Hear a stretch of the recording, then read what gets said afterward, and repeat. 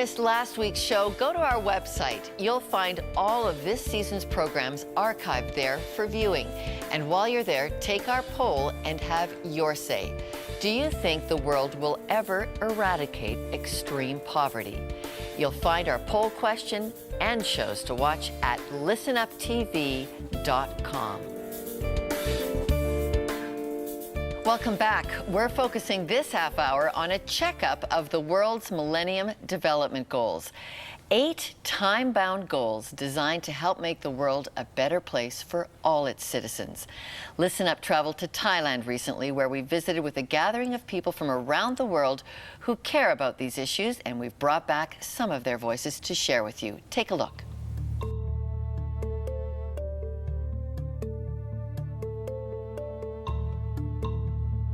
You see, the way the world is organized, it is a world in which future is a possibility for few, and the others live to make that future happen for others, for this few.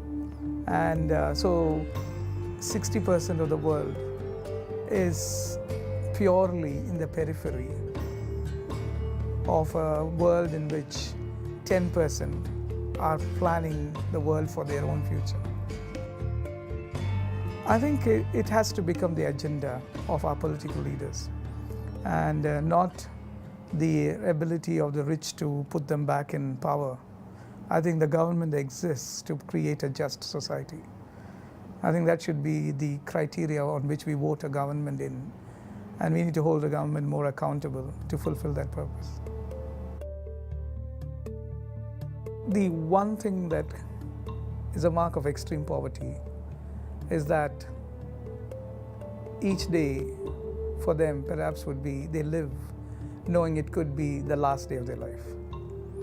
That is the character of extreme poverty, because they live each day with the desire, hoping that they'll see a new day, but they do not know.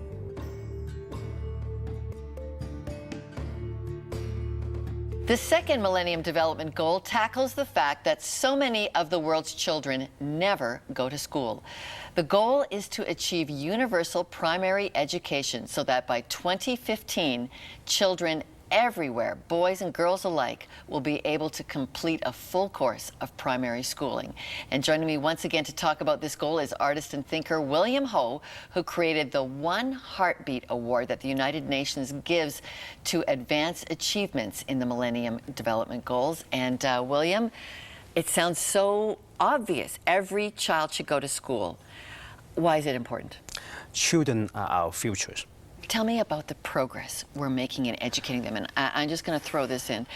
There are 121 million children in the world not in school of any kind. Little kids, not in elementary school. We're just talking primary school. I mean, progress, how are we doing? Progress is not good enough.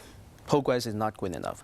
What we need to do is to mobilize everyone in this world. And why does that matter to you? Because to me, I have 3 hope. I want to give hope to the suffering children of the world by providing them with the physical need and also spiritual need. All right, going back now to goal number 3. Check it out.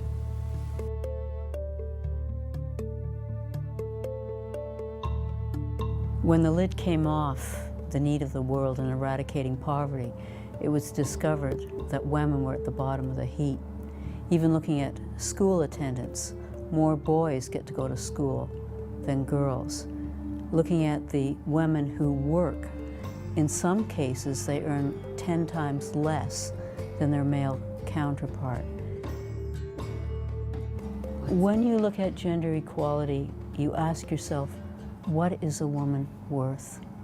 And I have been in situations where children are lined up in front of mothers, and they're worth 500 or 1,000 or 300.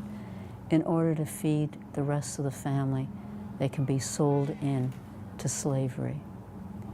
Is a woman for sale? Is a young girl for sale? And in that instance, is a young boy for sale? So we're not just talking about gender equality.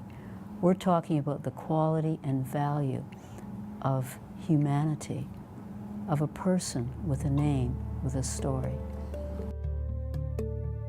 As a Christian, I see Jesus Christ as one who engaged with women. In fact, he took such risks. There's a story of him meeting a woman by himself, with a woman who was rejected in that community. My suggestion is that gender equality is not about women only asserting their position in society. It's about the permission that men give themselves to say we will not demand power over and above someone else.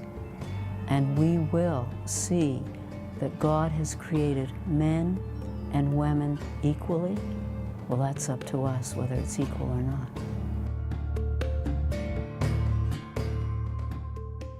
The fourth Millennium Development Goal established by the United Nations is to reduce the child mortality rate for children under 5 by 2/3 by 2015. And William, I want to ask why this is important. As I mentioned, children are our future. Now, every day there are 30, 50,000 children die. For some unacceptable reason, for example, clean water, half of them die because of lack of clean water. What's holding back our progress on this? I guess number one is the awareness. A lot of people really don't know that there are 8 children in China. In Africa, many people know about that. But do you know that we also have 8 children in Toronto? We have at least 300 children have AIDS in Toronto. In Toronto, I didn't know that. No one knows about that. I guess it's the awareness that strikes us as parents, as father and mother, that we need to do something. Money is not an issue. It's an issue, but it's not the main issue.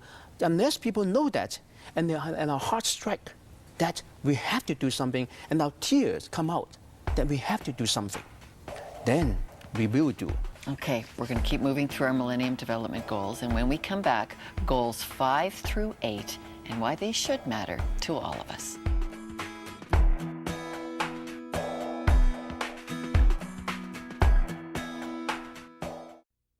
Closed captioning provided by Duca Financial Services Credit Union. Discover more affordable banking at duca.com.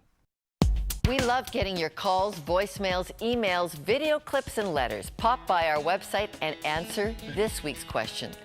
How important are the Millennium Development Goals to you?